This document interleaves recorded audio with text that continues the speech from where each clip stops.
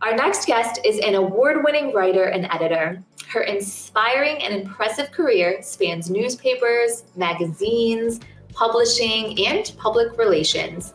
When she found herself faced with her biggest challenge yet, she took to writing as a way to find healing. In 2012, Jan's father was diagnosed with ALS. He fought with courage and strength that inspired all those around him. He lost his battle with ALS in 2013, just about a year after diagnosis.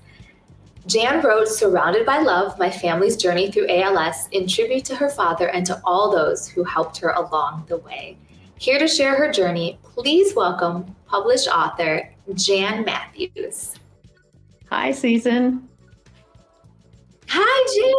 Hi. Ooh, we get my pops, my dad is watching the show and he is so bad with technology. So the fact that he just commented is so exciting. So yay, Dad, you did it. You did it. And Jan, you know all about technical difficulties. I do know about technical difficulties and I admire those that just pop in there. So yay. Yay, he did it. He did it and he commented. So way to go, Dad. Love you too. Love you, Mom. Love everyone for watching. Thank you guys so much for all the support. It's so fun to see. I love seeing all these messages flood in and just really encourage us. So speaking of dads, still, this is so ironic that it was my dad that chimed in on this. So we're going to talk about your dad, who battled ALS. Trooper, so strong. And he was not only amazing, but he was an incredibly impressive and accomplished man. I can't even believe all of these things. I don't want to get this wrong. So I'm going to read this part. So he was a chemical engineering professor at U of I. He was a chairman, a dean, and eventually the vice president of the College of Engineering at Notre Dame. Holy smokes. So he had this amazing academic career. Obviously, he's a brilliant man, super accomplished. But what was he like outside of all of that, outside of the classroom?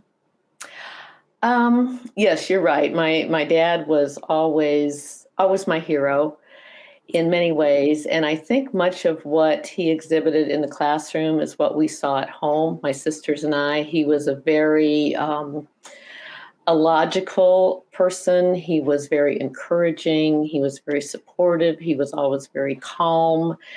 Just the bedrock of our family. And he also had a very quirky and fun sense of humor.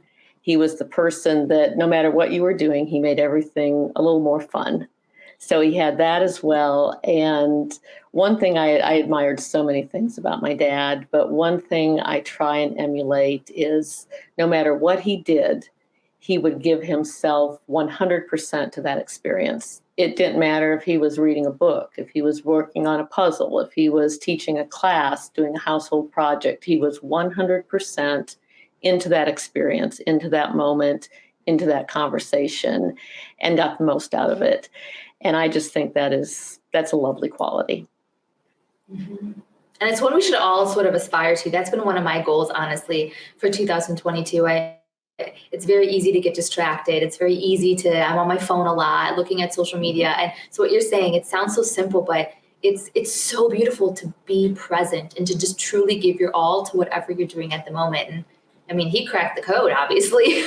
Well, it was a very endearing quality because no matter what you were talking about, you felt like he was listening to every word, every syllable. And so often, personally, I'll be listening, but my mind might go somewhere else. And that was something that always stuck with me and that I admired and loved about him.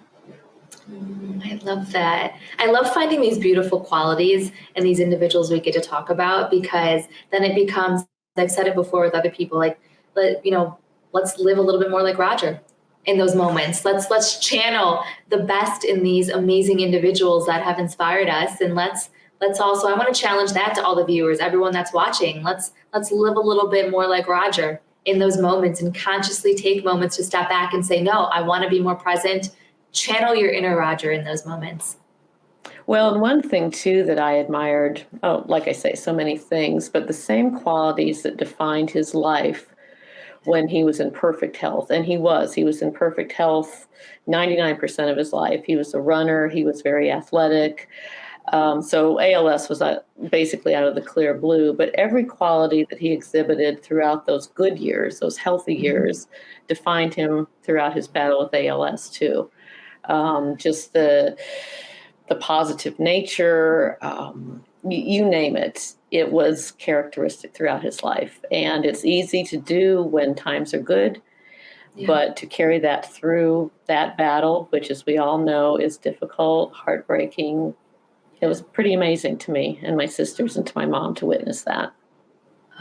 What an amazing man. Seriously, that I don't know if people, I don't think you can even put words onto how amazing those qualities are, because when you're faced with something like that, I can't even imagine being able to have those qualities and continue to be strong, continue to be positive when you're battling something like this. So that's huge. Puts it all in perspective. Really, seriously, it really does. And crazy perspective. I mean, it's sort of like what Julie was saying. You maybe don't know anything about ALS, and then all of a sudden it's thrust into your life, and then you find this weird version of it sort of surrounding you, because your dad wasn't the only person that you knew that had ALS, right? We were talking and I couldn't even believe this connection. So you had another connection with ALS as well. Right. Whitney's mom, Paige Parkhill, who I believe has a close connection with your chapter. Paige and I were sorority sisters way back when at University of Illinois. And she was a senior in the house when I moved in as a sophomore, and she was president of the house that year. And just immediately someone that people gravitated to, a natural leader. And we kept in touch through the years. So I was aware of her battle with ALS, and same qualities that I saw in my dad in terms of selflessness and bravery, and immediately shifting her thinking from, okay, this is my situation, but how can I use it for the greater good? What can I do to help people? And so before my book was published, and shortly after Paige died, I did connect with Whitney, and it was a beautiful connection and very, very significant. She left quite a legacy. And as did your dad. And so speaking of that, I mean, those two were battling this disease. They were going through all of this, but it does affect the families too. And this was also a journey that you went on. How has this changed your life? How has ALS changed your life? It would be hard to describe how it hasn't changed my life. Just in every aspect, it's made me more empathetic, both for families going through ALS and just any family, any person facing that type of disease, journeying that way. It has really cemented my mission and my priority in terms of helping other families and focusing on that. It's made me even more resolved to be my father's daughter in terms of trying to emulate his example. One of his mantras throughout everything was cling to all that is good. In any situation, regardless of how difficult, how heartbreaking, you can find something good, or you can glean something good to do from that situation. So it's made me even more resolved to live that way. And, we all have our days, but for the most part, that is what I aspire to. I love that. So not only has, like you said, ALS, there's no way to describe how it hasn't impacted you. A step further, how has the ALS Association impacted your life? I think personally, speaking personally, the people that I've met, and globally, of course, it's your mission. Everything that the chapter does aligns with what I want to do. Advocating, supporting, doing everything I can, building towards better treatments, better resources, ultimately a cure. It's opened doors for me. I know the value of connecting with people who speak the language, many of whom who have journeyed with this personally. I think for families that are just facing this out of the clear blue, just having a starting point, a resource that you can connect with, they in turn will help you connect with others. It's just been globally and personally such a connection and such a blessing. And I mean, for me, any proceeds that come my way from my book go directly to the regional office. That is a permanent commitment, an ongoing commitment. It just feels very authentic to me. I want to touch on this because so you wrote this book. Let's get to this because that is alone what you just said is huge. You donate everything that this book makes to the ALS Association. That's how committed you are. That's how much this means to you. That is so beautiful. So let's talk about the book. So you're a writer, and through the years you seemed to find yourself writing about your dad, writing about these stories, about these memories that you remember from growing up. And when you and I talked, I love this, it stuck with me. You had said that when your dad passed away, writing was sort of your way to deal with it. It was your outlet to deal with the pain and the hurt and all of that.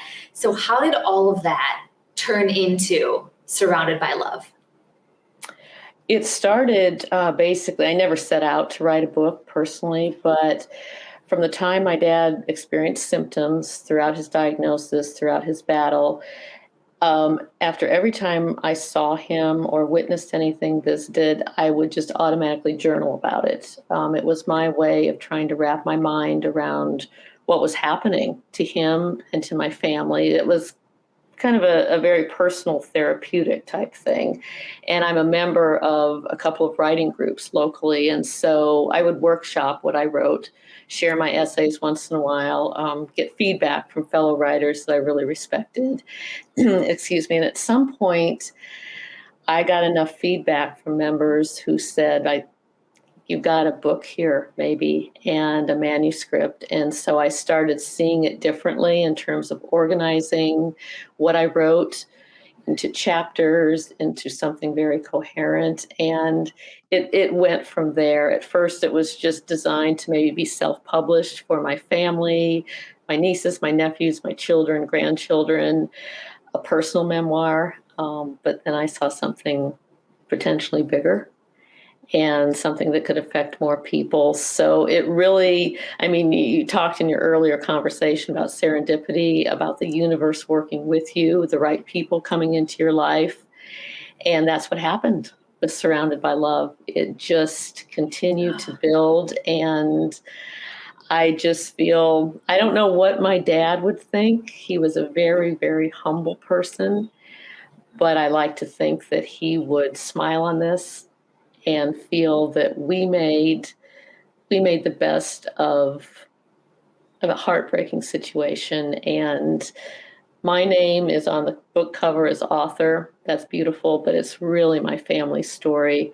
My book includes the voices of my sisters, my mom, caregivers, my dad. There's a lot of my dad in this book. So it's a family journey. I love this, and I cannot wait to read the book. Unfortunately I'm far away, so I wasn't able to get a copy before we did this show, but I can't wait to get one and to just like snuggle in my PJs and read this because everything you have told me about this book, I get so excited, and I want you to tell everyone because I even made notes on this. It was so beautiful why you described like why the book is so important to you. Share that if you remember with everyone, why this book is so important to you. The excerpt from the book, would you like me to read that? Or yes, let's do this. But yeah, it was from the book about just how you're talking about this life extraordinarily lived and how it offers support and encouragement to others' families facing the same heartbreak. And what you're doing is raising so much awareness for ALS in our chapter. It's so beautiful. Well, and I think it aligns again with my dad's philosophy of just clinging to everything that is good. And from the moment I started on this journey with my sisters, with my mom and my dad, I just kept thinking there's got to be something good that comes of this. A way of memorializing him, yes, but honoring his legacy and helping others. And that was just when the writing got hard, which it did. This was a labor of love that spanned basically 6 years.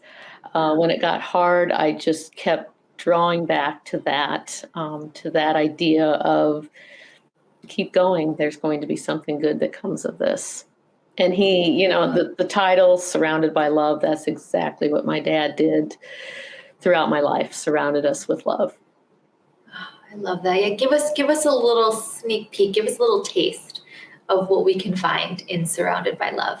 Well, this is the cover. It's a picture of my family, and basically just a brief excerpt from the prologue, talking about my dad. I felt his love in countless intangible ways all of my life.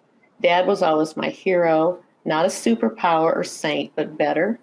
He had a steadfast presence, a way of consistently living his everyday life that communicated love, selflessness, logic, honesty, and integrity. Many of the same qualities that characterized him professionally. Simply put, he took good care of me and filled my life with love and support. Your hero. Mm-hmm.